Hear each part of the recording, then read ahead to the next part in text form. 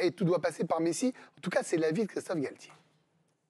Et je demande à l'équipe de jouer pour Léo. Je demande à l'équipe de travailler pour Léo. Léo, on doit le libérer de certaines tâches.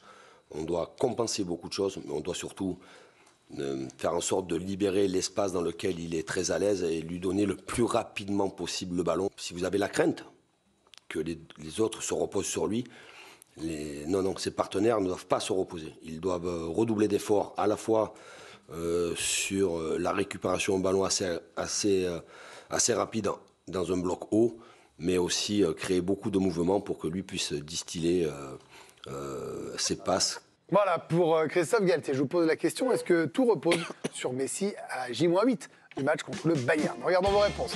Non, non, non, non. Ah, il y a un presque de Ludovic Obraniak. Et sur les 11, merci Raphaël. Bah, je vous garde au chaud, Ludo. Alors, vous voulez leur expliquer le presque ou pas? Je vous laisse le choix. J'attends de me servir des arguments de Karim Benani pour... Très bien. Bah, vous n'allez pas l'écouter tout de suite puisque c'est Loïc Tanzi qui va commencer. Ça veut rien dire, il s'est pas Loïc, focus. Focus. Hop, on reste sur l'autoroute du... Loïc. Ma biche. C'est dit? Il vous parle comme ça? J'ai pas entendu. Ah bon, d'accord. Bon, bah, je reconnais plus cette émission. Désolé, distrait. Non, je peux pas le foutre sur... On me dit fous-le sur le banc de manière très poétique dans l'oreillette. Pas tout de suite. Loïc, vous suivez le PSG pour le journal et en l'occurrence pour le DG. On a quand même le sentiment qu'il est la pierre angulaire, là, surtout l'absence d'Mbappé.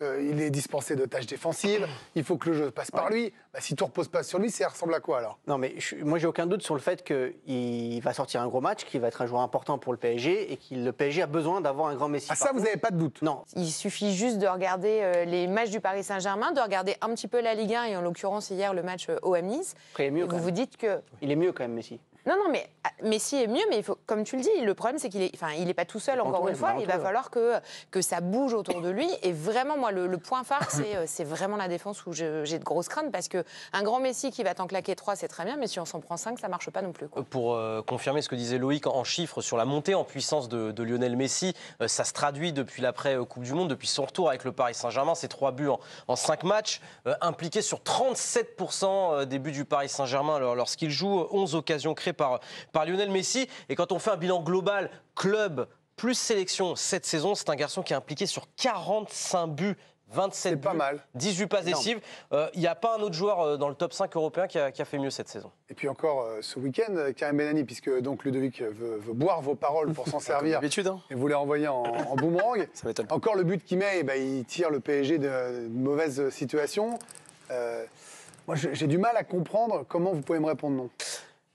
Il est évident que Messi, en l'absence de Mbappé et avec un Neymar diminué, est le facteur X offensif du PSG. C'est une palissade de le dire. En revanche, moi, j'attends 2 hommes sur cette double confrontation. En premier lieu, Christophe Galtier. Parce que ça passe contre Toulouse, avec le talent.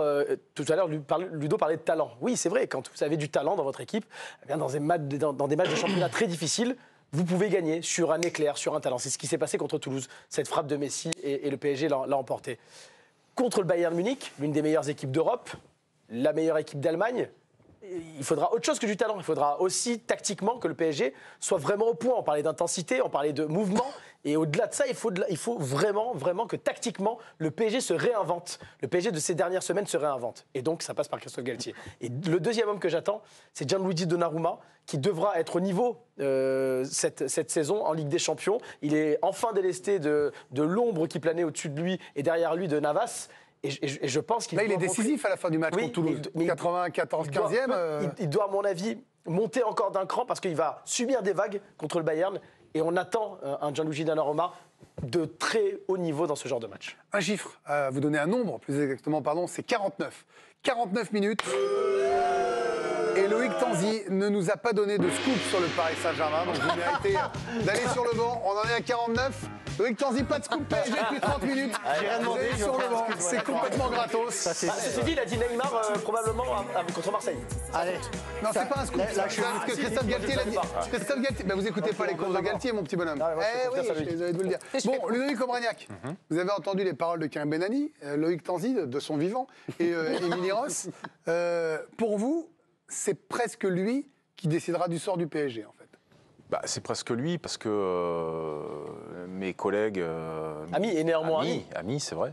J'espère. Comptent sur le fait qu'il y ait un réveil collectif. C'est-à-dire que Karim attend Donnarumma, qui est l'ombre de lui-même depuis maintenant quelques matchs.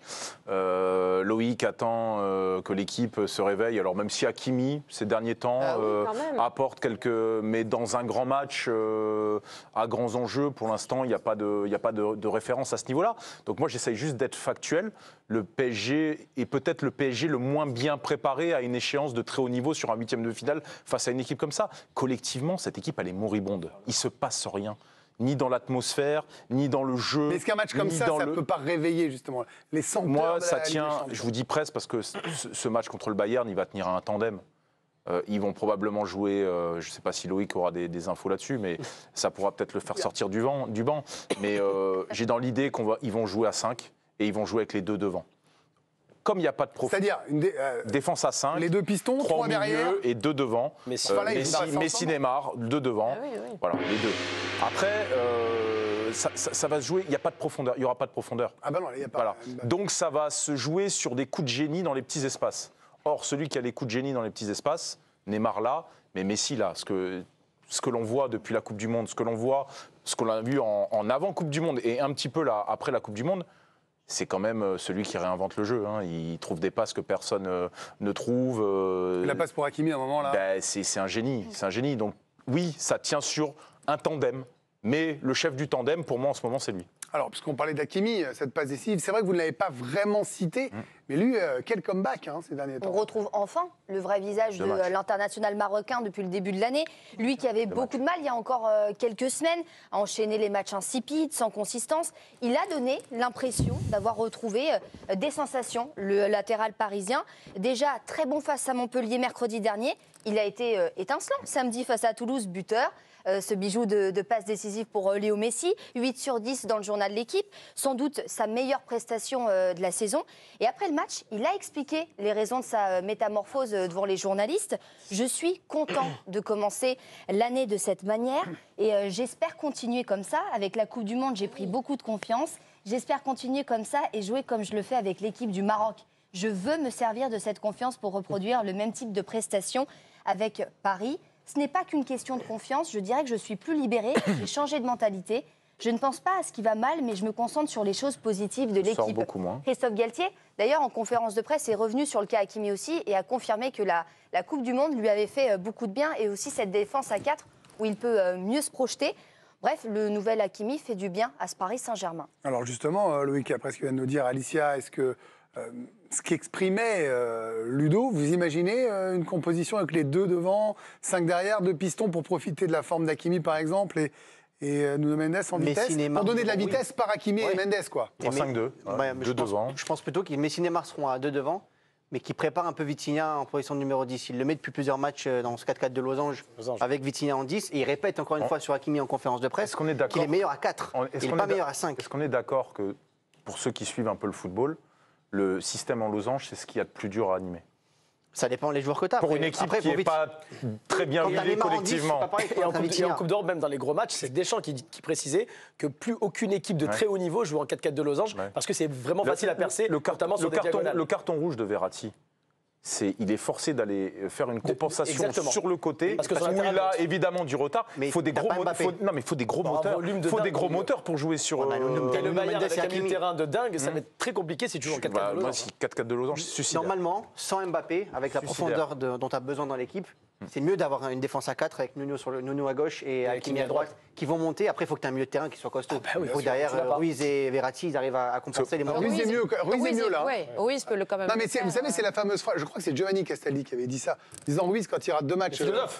Ouais, non mais il a raison, il a dit quand il rate 2 matchs comme c'est à Paris, on le voit, tout le monde lui tombe dessus. Quand il réussit, on dit rien et dans d'autres clubs, des joueurs magnifiques qui s'éteignent pendant 2 mois et on leur voit un match et on leur tresse des lauriers. Donc bon, on verra bien ça, mais en face, il y a un adversaire qui semble retrouver les couleurs à faire. Ah oui, qui avait commencé la saison, en tout cas l'année 2023 par 3 nuls. On les a vus la semaine dernière sur la chaîne L'Équipe. Beaucoup de déchets sur le plan défensif de la part du Bayern. Oui, mais depuis le début, là, on regarde, maintenant on va scruter force offensive et quelques faiblesses derrière. Ça va être intéressant de suivre cela, en tout cas. Ce PSG Bayern